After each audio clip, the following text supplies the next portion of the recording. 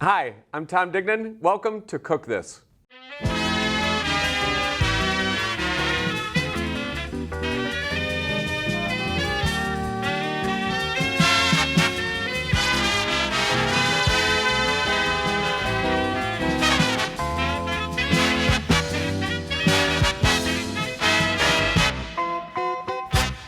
Welcome. Here we are at Cook This today. We're very excited. We have a lot of people in the studio today to enjoy this fabulous cuisine you see in front of us. We are here today with Xelva. That's correct. Which is located right here in Brookfield. And today we have Eder with us, and Eder's going to tell us a little bit about who also is here with us in the studio, and a bit about the history of the restaurant. But before we do, let me take a minute to introduce you to our judges today. We have Dan Bonarigo from Math, we have Mark Schaedel from Science, and we have Bob DeBartolo from IT. Thanks for joining us today. So we're pretty excited. We're going to hear some about the restaurant. We're going to have some delicious food. And so Eder, get us started. What are we going to prepare today? And tell us a little bit about the restaurant. Sure. So we've been in business for about 2 years now, and our restaurant primarily focuses on Mayan cuisine from the southern part of Mexico. So a lot of these dishes we're going to be showcasing today are inspired by a lot of the cuisine, like I said, from the southern part of Mexico. Excellent. So what are we starting out with today? Sure. So we're going to go ahead and start off with some basics and why not. So we're going to go ahead and start with guacamole and also our mango salsa. And after that, we're going to go ahead and do some tacos. We got a different type of tacos, and I hope the audience, give us a chance to kind of explain them and see why we're inspired by this cuisine. Excellent. Okay. Guacamole. Guacamole is the first. So here we have Chef Miguel. This is Chef Miguel, right? He's going to go ahead and start us out with a guacamole. Now, do you do what we would recognize as a fairly standard guacamole, or do you put some extra snazzy stuff in there that is Mayan? There you go. Actually, we do a pretty standard when it comes to our guacamole. We tend to stay away a little from the hot pepper. But at home, you guys can go ahead and put as much as hot pepper as you like. But we want to keep it as mild as possible. All right. Now, do you put any fruits or anything in there? I know some people put papaya or other types of fruits in their guacamole. Yeah. Well, a lot of times people confuse it with pico de gallo. Pico de gallo is also like a mild salsa. It's a chunky salsa that has mandarin. Yeah. It also has onion, it has some lime. But again, here we're gonna go ahead and stick to the standard guacamole. Standard guacamole. To go ahead and then garnish with the tacos. I have a question for our judges. Are you like me when you go get guac and chips, you eat too much of it and then you can barely eat your dinner? Yeah, always. Yeah. Yes, right. And you all make this fresh, made to order? You make a bunch at the beginning? How do you do that? Tell us about that. So one thing with guacamole is that, if you leave it out in the open for about 30, 40 minutes, it tends to get darkened. I don't know if you, even judges, have you guys done that at home? Yeah. So here we do it fresh to order. Awesome. So when the customers either walk in or call in an order, we go ahead and we make it right on the spot. Excellent. Takes a little longer, but I'm sure they keep them coming back. Right. No complaints. Worth it. Yeah. Right. Well, How do you know when the avocado is just right for making guacamole? Sure, that's an excellent question, good question. Judge. So whenever you guys are in the supermarket, or if you guys are lucky enough to be picking up straight from the ground and why not, from the tree, you could go ahead and always want to get a little bit, soft. So you want to make sure they're a little bit soft. That means they're almost ready. Okay. Not too soft, but yet not too hard. So you want to kind of use, your sense of touch and make sure they're kind of in between, what we call the Goldilocks sweet spot. yeah, just right. Gotcha. I like that. Yeah. Mama bear, baby bear, Exactly. Papa bear, right? So that would be when you're actually like picking it, like so. Yeah, whether you're in the supermarket or when you're in the source, you want to go ahead and feel it first. This one feels about perfect. Yeah. What do you think? Yeah, absolutely. And you keep them in the fridge? We do keep them in the fridge. Okay. Yeah, so when you put them in the That's fridge, my problem. it gives you a longer Shelf life? Absolutely. All right, so we've got some avocado in here. Tomatoes coming. How do you say tomatoes in Spanish? Tomates. There you go. And what else are we putting in this guacamole today? So he's gonna go ahead and put some tomatoes, and then he's gonna garnish it with some cilantro. And again, you guys at home could either put some onion or not, or green pepper, or choose not to, because I know sometimes it could be too spicy. Yeah. I like a little jalapeno. And You like a little jalapeno? Like it spicy. Absolutely. You like it spicy as well? Spicy? Yeah, spicy. I'll go for some habanero or something. Oh, Not that spicy. that's even hotter, isn't it? Right. What's the hottest pepper? You know what? In the restaurant, we use the habanero. We use it for a salsa with mango habanero or pineapple habanero. But again, we always tell the customers to be careful to not go, Forward with it. put too much on it, because it could get very spicy. Well, sounds like you have a bunch of spicy fellows over here. Yeah, yeah. I don't know how to take that. That sounds offensive. So tell me a little bit more about how you came to be. I remember reading an article about you all in the Landmark a few years ago. It's a pretty interesting story. So maybe while we're waiting for our guacamole, tell us about how you got started. Sure. So I was born in southern Mexico, in the state of Morelos, and my partner in the business is my cousin, which his family is also from that part of Mexico. And through our travels, we were just inspired by this cuisine, by these dishes. That when we had the opportunity to open our own restaurant, we kind of went full force with it. And we wanted to take some traditional stuff and just give it that extra twist. Right. And some of our tacos and our dishes are inspired, like I said, from that area, from the Oaxaca region, from Tabasco region, and it has a little twist because again, you want to make sure the palate is one that favors all walks of life. Right. So, we and our customers tell us we did a good job. So we hope that our judges here think likewise as well. Yeah. They look ready to dig into some Where did you guacamole over there. get the name for the restaurant? So the Xelva is it means jungle in Spanish, but we use the X because again in the native languages, especially in the Mayan language of southern part of Mexico, the X has a big part of the vernacular. When you talk about places like that start with the letter X, they use it a lot in their language. So we felt that since X in Spanish also gives that S sound, it'd be cool to give it a twist and just call it Xelva with that X. I like it. Yeah, to give It's it nice that. to say. Absolutely. All right. Well, this guacamole looks ready to serve. ready to serve. We're going to take a quick break and give these judges a snack before we come back and have some pretty special tacos with Xelva. Let's do it.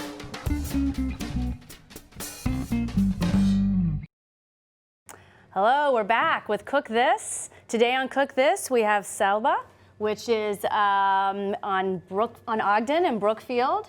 8819, right? 8819 Ogden Avenue, that's correct. Ogden Avenue, south side of the street, I do know that. So our judges today are having some guacamole and chips, all made fresh at Xelva. And dig in there, so tell us what you think, guys. It looks delicious from here. We have Chef Miguel cooking up and chopping things today, and Eder from Xelva. How is it?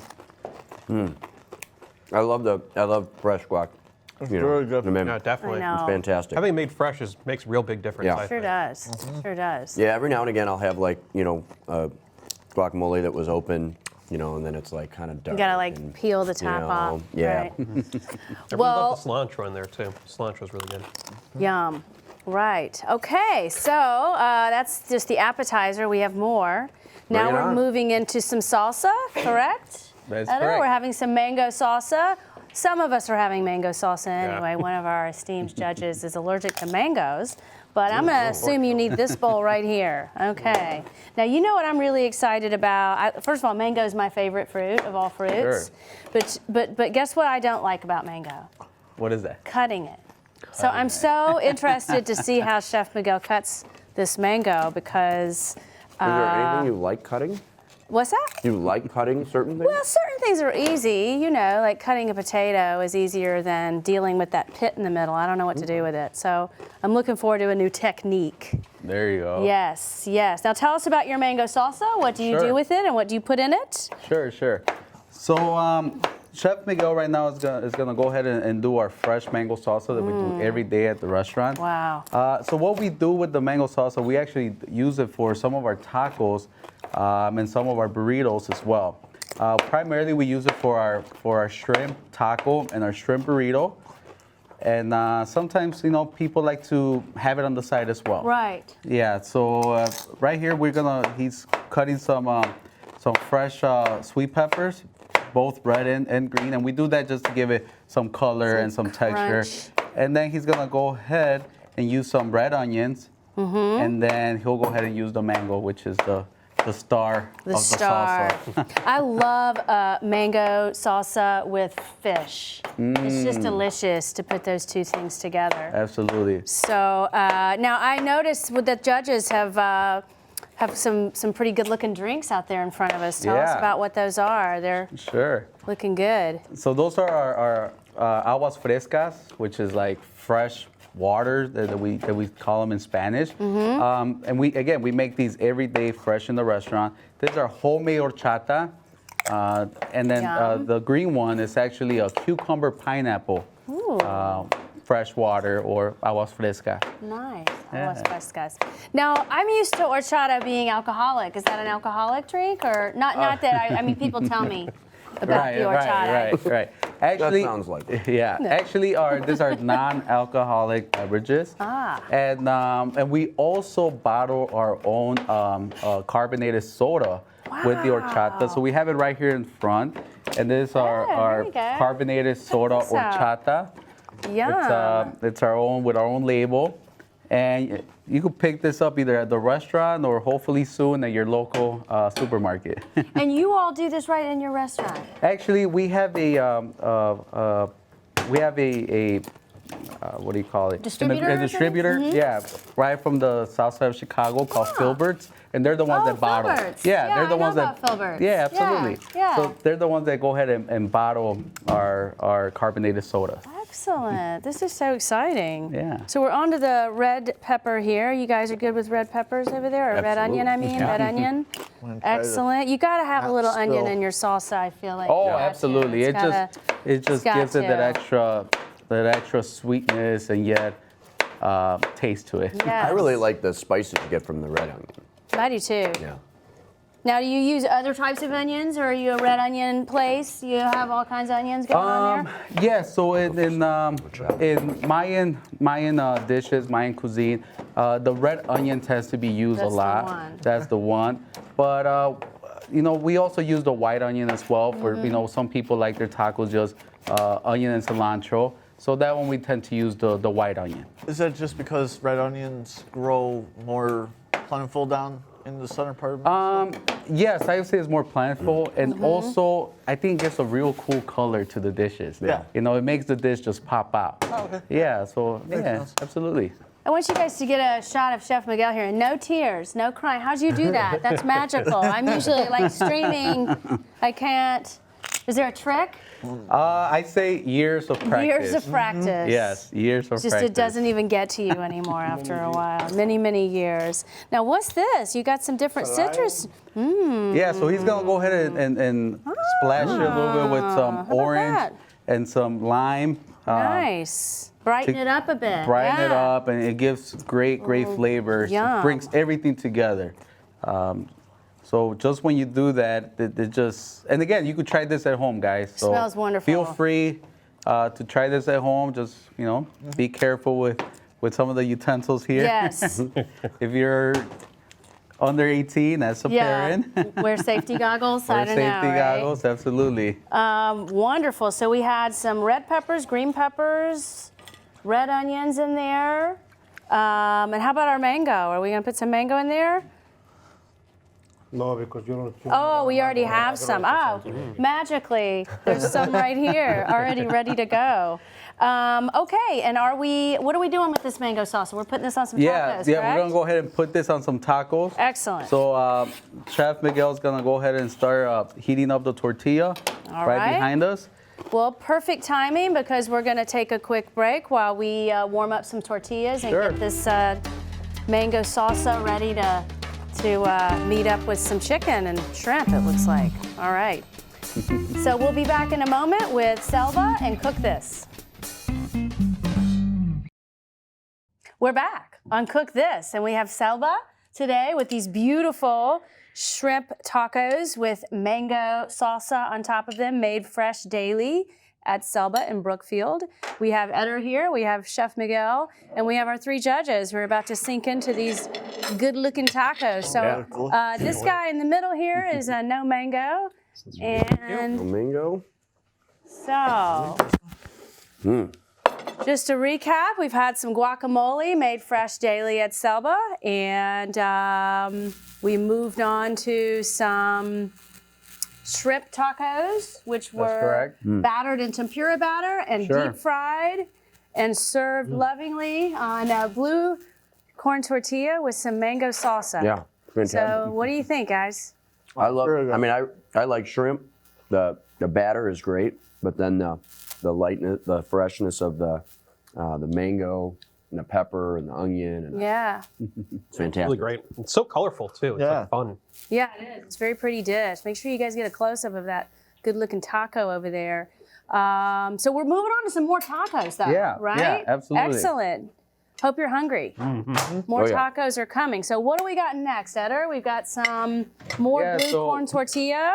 So we're gonna go ahead and get our blue corn tortillas here that we've been keeping in the microwave to stay warm. To stay warm, and we're putting some chicken on this. Yeah, so we're gonna go ahead and do our mole chicken tacos. Yum, I love mole. Absolutely, who doesn't? You I know, it's so good. It's really good. And then we're gonna get a little. Here's where it gets a little fun and quirky. Awesome. We also have a peanut butter jelly chicken taco that we make here at the restaurant as well.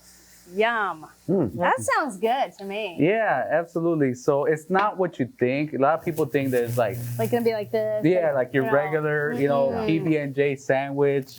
That is not what it is. What it is peanut spicy salsa. Right. Kind of inspired, like similar to that of a Thai peanut sauce. Yum. And then we blend it with some Concord grapes. You know, we get our grapes and our jam from Door County, Wisconsin. Really? So do you only use the blue corn tortilla? Yeah, at the restaurant, we only use primarily the blue corn tortilla. And again, that goes back to our southern Mexico heritage. Since down there, we tend to use the blue corn for many of our dishes. Okay. So I meant to ask you earlier Yeah. about the horchata, what goes into making horchata? Sure. So Mr. DeBartolo had some of our homemade horchata, and he said it was really good. Yeah, it's very good. Yeah. Love the horchata. Fantastic. Thank you, guys. So we make it from scratch every day at the restaurant. We use a milk that's 50% ice cream milk and 50% whole milk. We put a little bit of flour, of rice flour, and we put a little bit of vanilla, and we just give it a nice spin and put a little bit of sugar cane sugar, and put it in the refrigerator for a few hours, and that's what comes out. It's very good. Yeah, it's it's very really good. tasty. Is it traditionally? Is that like more of a dessert item, or is that just with your meal, or how does that? Sure. How does that work? So it is with your meal. So this kind of like what a lot of people in Mexico drink while they're eating, whether they have it in a cold or in a warm state. That's usually what goes paired with a meal. Okay. It's refreshing. Well, get ready to be surprised, and this smells delicious. Yeah, I'm We have excited our- for this one for sure. Eder, tell us about what we're serving now. Chef Miguel has prepared a taco that's a little bit unique.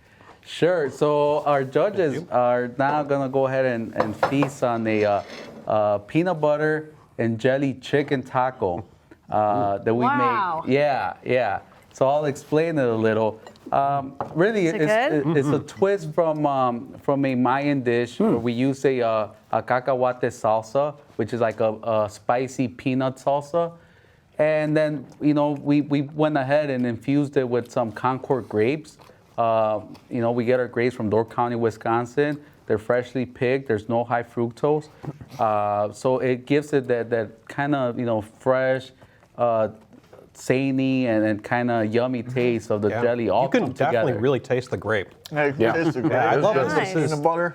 it's so creative. I don't think I've had Mexican food like this before. Yeah, Yeah. absolutely. It's And then like- that was like a coleslaw mixed in with that, or is that? Yeah, so we topped it out with our slaw, which is a purple and green cabbage and a little bit of red onion, and then we zest it a little. We spice it up a little bit with a little bit of lime and orange, and that kind of gives it that extra kind of taste. So we're moving on to yet another taco, correct? Sure, We yeah. have Keep a 'em mole.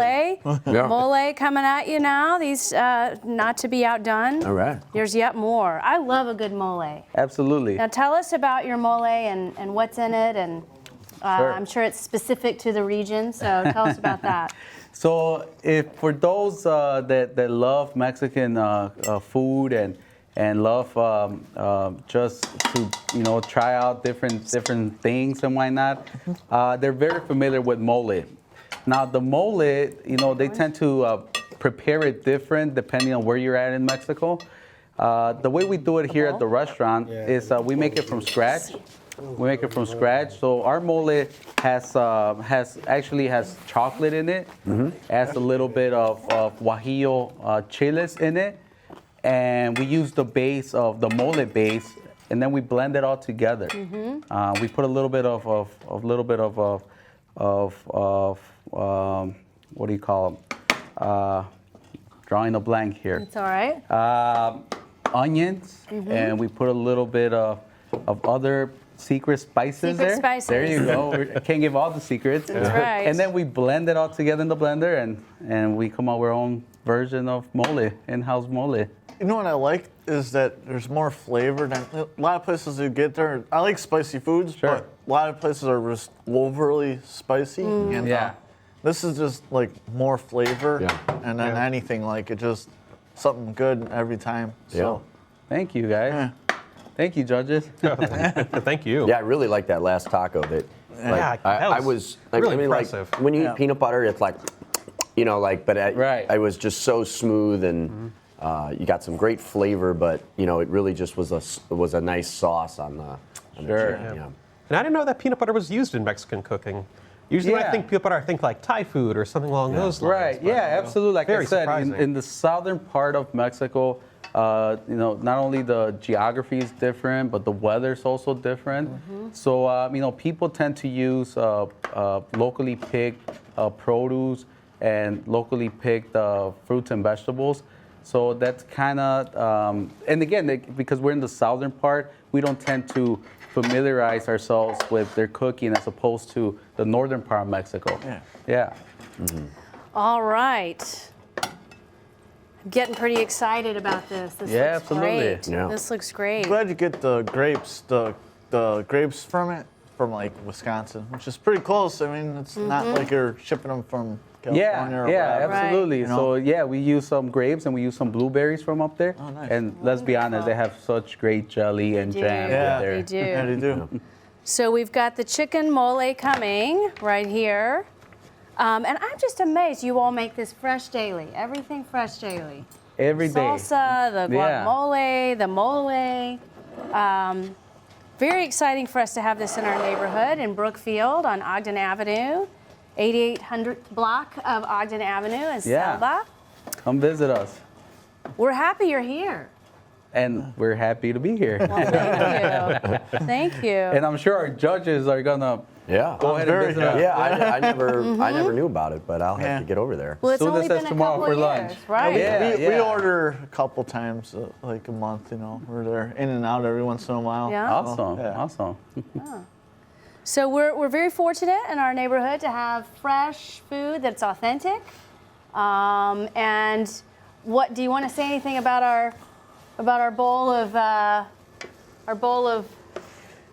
grasshoppers up here? So our next taco is gonna be our grasshopper taco. And I don't know if judges, have you guys had it grasshoppers no, before? I have not. I tried one of them before the show started. We popped a grasshopper before. We couldn't win. All right, well, we'll plate these up and we'll come back and enjoy these tacos and perhaps have a little extra crispy treat here Absolutely. coming at us with Cook This.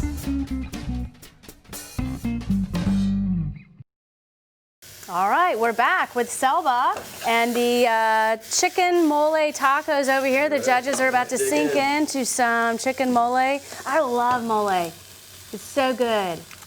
Who doesn't? I know. But there's really nothing like it in American food that I can think of, you know? Yeah, that's it's good. something that's Delicious, yeah. very Yeah. uniquely Mexican. Right, I would have right. to say. I've actually never had mole before. This is You my first haven't? mole Really? taco. Isn't and it delicious? I'm loving it. Yeah, it's really good. That's really Yeah. So we've had a peanut butter and jelly and chicken taco. We've had some freshly made guacamole. There you go. Some mango salsa and homemade slaw on some of these tacos. And now we're about to move into what we've all been waiting for, That's right. the grasshopper taco. That's right. Get a close-up on this guy, guys. These are real, not live grasshoppers. At one time, they were real grasshoppers. And So are those pre-seasoned or yeah, how is that? you want a sample of one? Yeah, what's Yeah, what are they what's- seasoned with? What's There you the go. seasoning? Can I get one? Yeah, jump in there. And you fellas out there, want to take your? How are they cooked initially? Sure. Interesting. So we get them from Oaxaca, Mexico, Okay. and they come seasoned already. Yeah. But here at the restaurant, we go ahead and finish it off. Okay. We saute them in guajillo salsa, and then we top them off with a little bit of mango salsa, and also some fresh goat cheese. Okay. Hope you guys enjoy it. Yeah, I'm gonna Oh, dig little right goat into cheese. that. Let's get that goat cheese on there. Uh-oh, Oh, uh-oh. goat Don't you cheese. dare take a bite. Little goat cheese. Look at that. Wow. I've heard that grasshoppers are one of the most ecological sources of protein. I feel healthier already just after that one grasshopper. Yeah. Feeling great. Feeling The great. world's population, if we all just ate grasshoppers. I know. Yeah. And if they're this good, The protein Why of the not? future. Exactly.